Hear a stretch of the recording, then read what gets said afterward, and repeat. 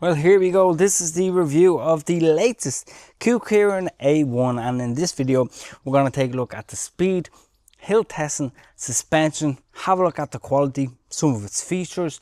Should you buy the scooter? Should you avoid it? Is there an alternative to the A1? Everything is going to be covered in this video, so let's get to it. Now, I did expect the scooter to perform quite well when it comes to speed.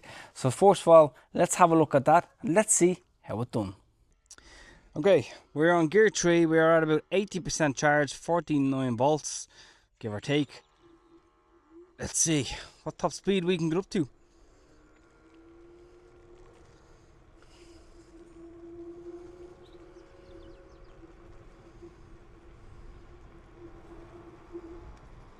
Mm.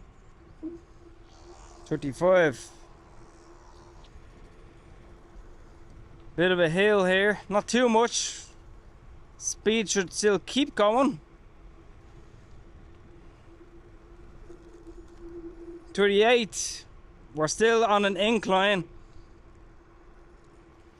Speed has slowed down a bit. Hopefully when we get a bit more steady we can see what top speed we can get out of this A1. It is claimed up to 45 km/h. So let me just see if that is actually true.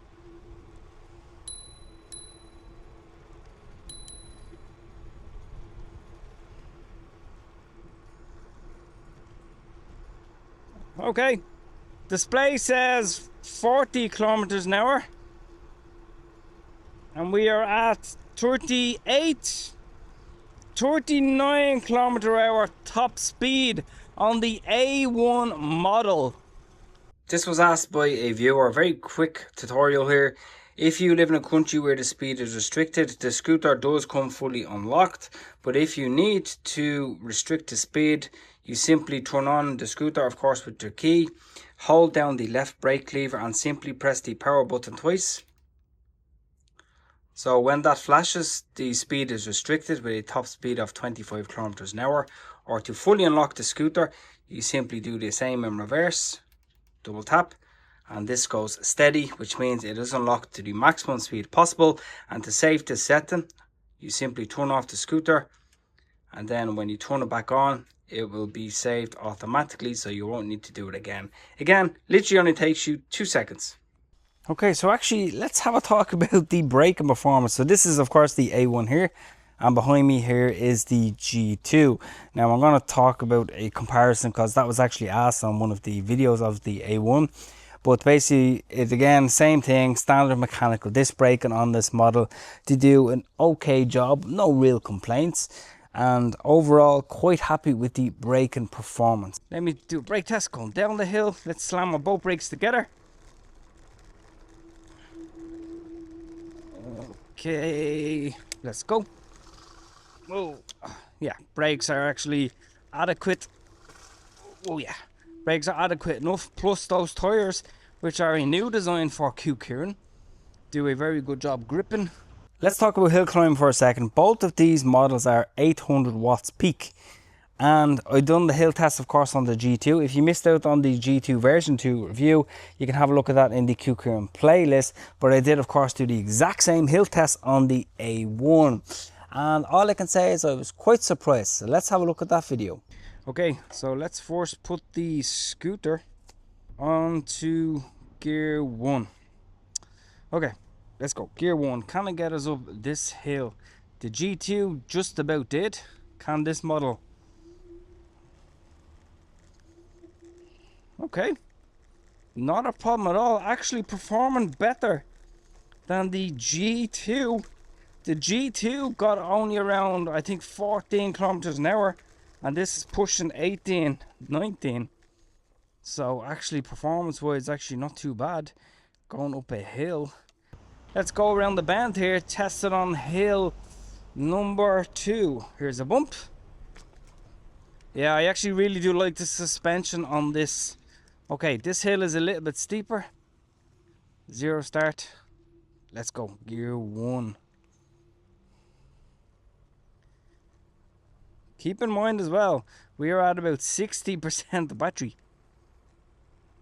Yeah, there we go. Performance is definitely better than the G2 even though both motors are said to be 800 watts peak each.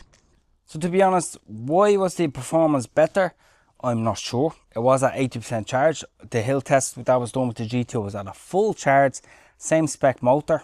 It is what it is at the end of the day. Now before we switch to the suspension test, it is actually much spongier on the A1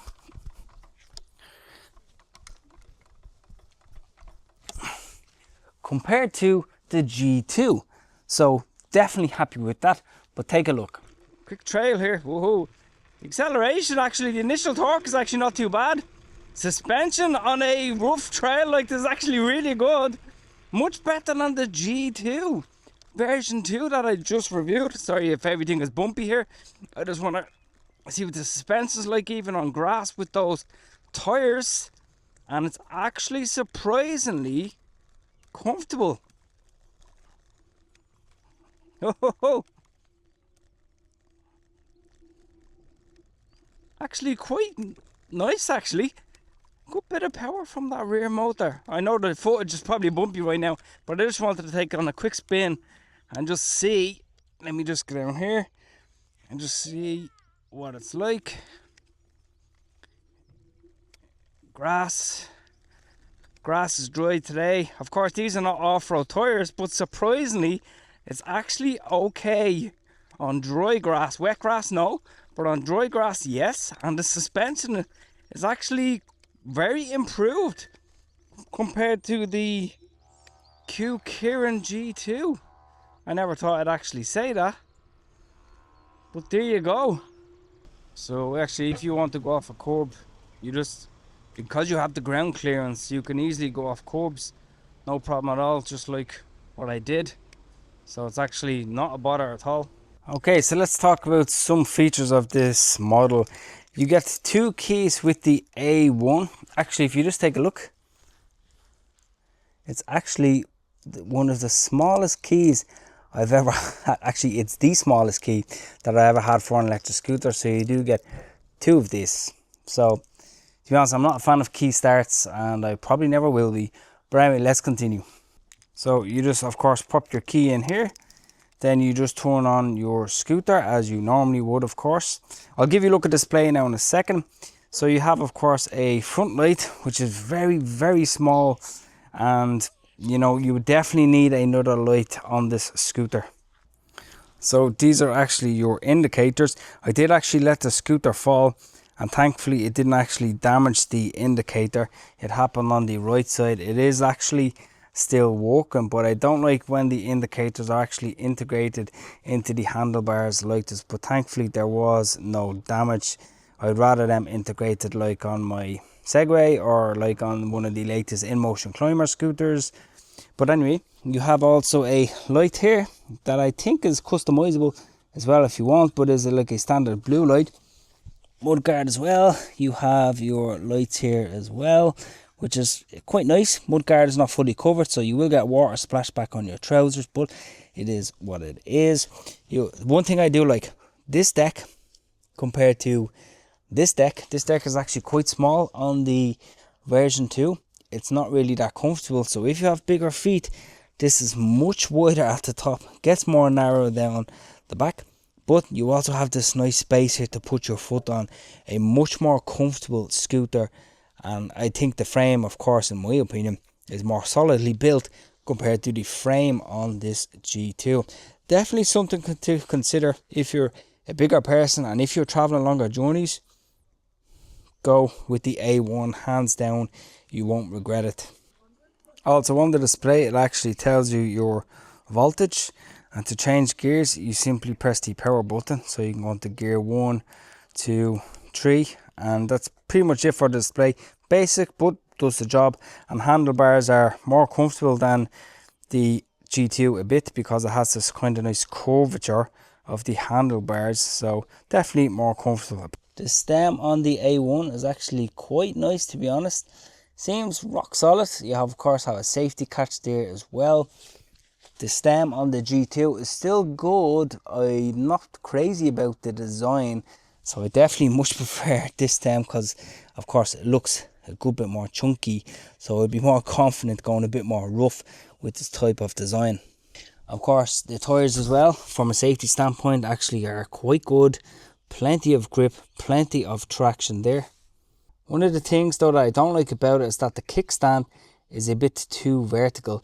That's actually how the scooter fell. So this kickstand would need to be a tiny bit shorter for the scooter to have more of a tilt so that it doesn't fall. So definitely that could be improved if they did happen to bring out a version 2 of this A1. And actually, when it comes to range, the battery on this is actually 13 amp hour compared to 15 amp hour on the G2. So going that higher top speed, you will probably get max 25 kilometer distance, depends on your weight and other factors, but not much of a deal breaker. The bigger the battery, the more expensive the scooter is at the end of the day.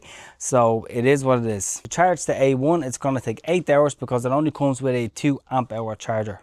And it's also 25 kilos in weight, and it's IP54 rated, so okay and lightweight, but of course always be careful. So before I give my overall verdict, let's go through a few of the comments that was left on the very first A1 video that I suggest you would check out. So one person asked, what is better, the A1, the G2 or the G2 Max? To be honest, the G2 Max in my opinion is outdated, it's boring. If you need a seated scooter, that's probably the way to go. The specs on that are okay, but I don't think the scooter is actually worth the price anymore. So I think if you were to choose the G2, it's a good option, or the A1. I think the A1's a bit better if you have bigger feet, if you plan on going long journeys, because the deck is much more comfortable on the A1 model. So that's what I would probably choose that. And I'm just double checking here, so the current price is actually €499, and the next batch is due to be shipped from May 25th to May 29th. That is at the time of recording this video. So by the time it goes live, it's probably already out of stock, but definitely go and have a look. But if you do want to have a more powerful scooter, if you have a much higher budget, I would definitely suggest checking out the G3 Pro or the G2 Master. In the meantime, stay safe, and I'll talk to you in the next video.